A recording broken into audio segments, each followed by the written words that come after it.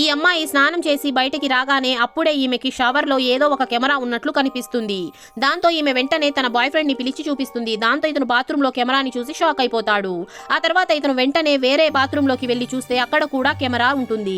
దాంతో ఈ కెమెరాలన్నీ ఇంటి ఓనరే పెట్టి ఉంటాడు అని వీళ్ళకి అర్థమవుతుంది. కానీ వీళ్ళు పోలీసులని పిలవాలని అనుకోరు. ఎందుకంటే వీళ్ళిద్దరూ వదినా మరిది అయ్యి ఉంటారు. నిక్ ఈ అమ్మాయి హస్బెండ్ వాళ్ళ తమ్ముడయ్యి ఉంటాడు. పోలీసులు కానీ ఇక్కడికి వచ్చారంటే వీళ్ళ గురించి మొత్తం తెలిసిపోతుందని వీళ్ళు భయపడి పోలీసులని రానివ్వరు. సాయంత్రం అవ్వగానే ఈ అమ్మాయి హస్బెండ్ మరియు తమ్ముడి భార్య తిరిగి వస్తారు. దాంతో వీళ్ళు అంతా మామూలుగా ఉన్నట్లు బిహేవ్ చేస్తారు. అప్పుడే ఇంటి ఓనర్ అక్కడికి వస్తాడు. బాత్రూమ్ లో ఏదో ప్రాబ్లం ఉందని చెక్ చేయడానికి వస్తాడు. అతను బాత్రూమ్ లోకి వెళ్ళగానే ఈ అమ్మాయి అతన్ని బాత్రూమ్ లో కావాలనే ఒంటరిగా వదిలేసి ఏమైనా ఆధారాలు దొరుకుతాయేమో అని చెప్పి వెయిట్ చేస్తూ ఉంటుంది. ఆ తర్వాత ఈమె సడన్ గా లోపలికి వెళ్లి కెమెరాల గురించి మాట్లాడితే ఆ ఇంటి ఓనర్ ఏమీ జరగనట్లు నటిస్తాడు. దాంతో ఈమె ఫోన్ టార్చ్ ని వేసి కెమెరాలని చూపిస్తుంది. దాంతో ఇతను వెంటనే పోలీసులను పిలవాలని చూస్తాడు.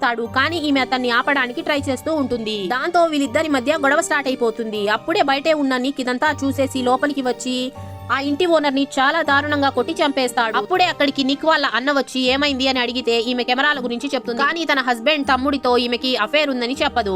ఆ తర్వాత ఈమె కావాలని పోలీసుని పిలుస్తాను అని నటిస్తుంది. కానీ హస్బెండ్ తన తమ్ముడు నిక్ ని కాపాడడానికి పోలీసుని పిలవద్దు అని అంటాడు. దాంతో వీళ్ళంతా మాట్లాడుకుని ఒక ప్లాన్ వేస్తారు. కానీ ఈ ప్లాన్ నిక్ వాళ్ళ వైఫ్ కి అస్సలు నచ్చదు. కానీ అందరూ చెప్పడంతో ఆమె సైలెంట్ గా ఉంటుంది. ఆ తర్వాత వీళ్ళు ఆ శవాన్ని తీసుకుని వెళ్లి ఒక లోయలో వేసేస్తారు. కానీ కొన్ని రోజుల తర్వాత బాత్రూమ్ లో ఉన్నట్టుండి నీళ్లు పడే సౌండ్ వస్తూ ఉంటుంది.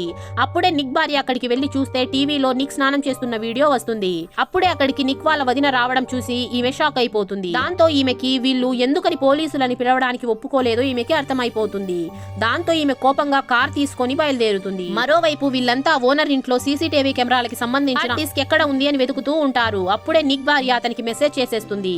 దాంతో తన భార్యకి నిజమంతా తెలిసిపోయిందని చెప్పి నిక్ మరియు తన వదిన చాలా భయపడిపోతారు. పార్ట్ 2 కోసం కామెంట్ చేసేయండి. వీడియో నచ్చినట్లయితే లైక్ చేసి ఛానల్ ని సబ్స్క్రైబ్ చేసుకోండి.